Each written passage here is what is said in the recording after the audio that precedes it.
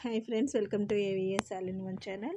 ఈరోజు ఈ వీడియోలో చికెన్ దమ్ బిర్యానీ ఎలా ప్రిపేర్ చేయాలో చూద్దాము. ఇదైతే కర్డ్ లేకుండా అలానే వితౌట్ మ్యారినేషన్ అండి. ఎలాంటి నానపెట్టే పని లేకుండా అప్పటికప్పుడే మనమైతే బిర్యానీ ఎలా ప్రిపేర్ చేయాలనేది అయితే ఈ వీడియోలో చూద్దాము. ముందుగా నేను ఒక కప్ అయితే బాస్మతి రైస్ తీసుకున్నాను. ఇదైతే నాకు ఒక మినిమం దగ్గరగా ఒక హాఫ్ కేజీ అయితే పడుతుందండి. సో చూసారు కదా, ఇదైతే ఒక 2 hours అయినా నానపెట్టుకోవాలి రైసు. ఇప్పుడు మసాలా ప్రిపరేషన్ అయితే చేసుకుందాము. కొంచెం కొత్తిమీర అలానే పుదీనా కూడా ఒక మిక్సీ జార్లో అయితే తీసుకోవాలండి. నీట్గా వాష్ చేసుకొని అలానే కారానికి సరిపడా పచ్చిమిర్చి కూడా వేసుకోవాలి ఇందులోనే. ఇక్కడైతే నేను మసాలా పేస్ట్ లాగా చేసి వేస్తున్నానండి బిర్యానీలో. సో ఇప్పుడు ఒక 5 అయితే గ్రీన్ మిర్చి అయితే వేసాను.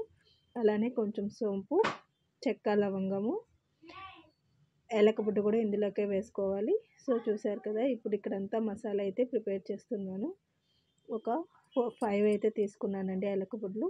ఎందుకంటే మనకు ఫ్లేవర్ అనేది బాగుంటేనే బిర్యానీ అనేది స్మెల్ అనేది బాగా వస్తుంది. సో చూసారు కదా, ఇందులోనే కొంచెం జీలకర్ర అలానే మిరియాలు కూడా వేసుకున్నాను. అల్లం వెల్లుల్లి కూడా అంతే అండి. ఇక్కడ అల్లం వెల్లుల్లి అనేది కొంచెం వెల్లుల్లి ఎక్కువ తీసుకొని అల్లం అనేది కొంచెం తక్కువగానే తీసుకున్నానండి. సో ఇప్పుడు ఒక మీడియం సైజు ఆనియన్ అయితే వేసుకున్నాను. అలానే ఒక 2.5 టమాటా కూడా వేసుకున్నానండి. ఇక్కడైతే నేను పెరుగు వేయట్లేదు, పెరుగు ప్లేస్లో టమాటా వేస్తున్నానండి. సో అంతా మిక్సీ జార్లో స్మూత్గా అయితే రుబ్బుకోవాలి.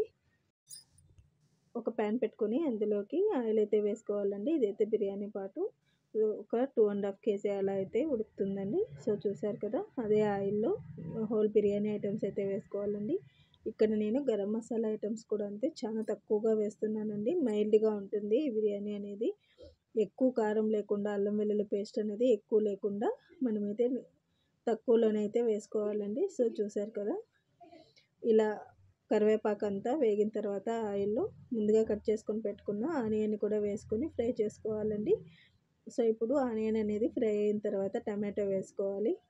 ఇక్కడ టమాటా అనేది మీకు వేయించుకోవడానికి ఇష్టం లేకపోతే డైరెక్ట్గా అలానే మిక్సీ జార్లోనే వేసుకొని రుబ్బుకోవచ్చు. సో చూసారు కదా, అంతా వేగిన తర్వాత ఆల్రెడీ చూపించిన మసాలా పేస్ట్ అంతా మిక్సీ జార్లో రుబ్బుకొని మనం వేగుతున్న తిరగవాతలోకైతే మసాలా అంతా యాడ్ చేసుకోవాలి. సో చూసారు కదా, మసాలా పేస్ట్ అయితే వేసానండి వీడియోలో చూపించిన విధంగా. ఇక్కడ చికెన్ అయితే నేను 1 కేజీ తీసుకున్నాను. నీట్గా వాష్ చేసి అయితే పెట్టుకున్నానండి. సో అంతా వాష్ అయిన తర్వాత ఆల్రెడీ మనకు మసాలా అయితే ఉడుకుతుంది. సో అదే టైంలో మనము చికెన్ కూడా యాడ్ చేసుకోవాలండి. ఇక్కడ నేను వాటర్ ఎంత ఉందో మసాలాలో అంతే వేసాను. సో ఇప్పుడు మనము చికెన్ అనేది యాడ్ చేసుకున్న తర్వాత చికెన్లో ఉన్న వాటర్ కూడా మనకు అవుట్ సైడ్ వస్తుంది కాబట్టి వాటర్ అనేది ఎక్కువగా తీసుకోకూడదు ఫస్ట్లోనే.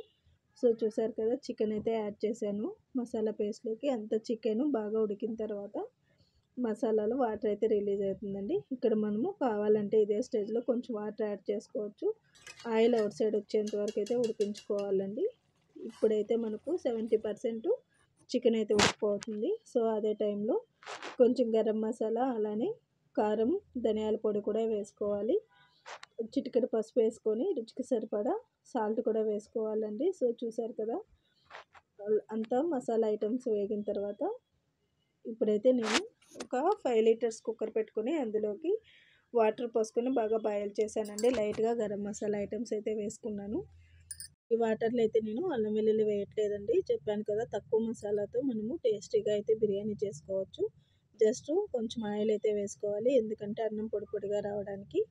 కొద్దిగా కొత్తిమీర, పుదీనా కట్ చేసినది, అలానే 3 అయితే పచ్చిమిర్చి అయితే వేసానండి. అంతా వేగిన తర్వాత రుచికి సరిపడా సాల్ట్ వేసుకొని ముందుగా నానబెట్టిన రైస్ అయితే వేసుకోవాలి.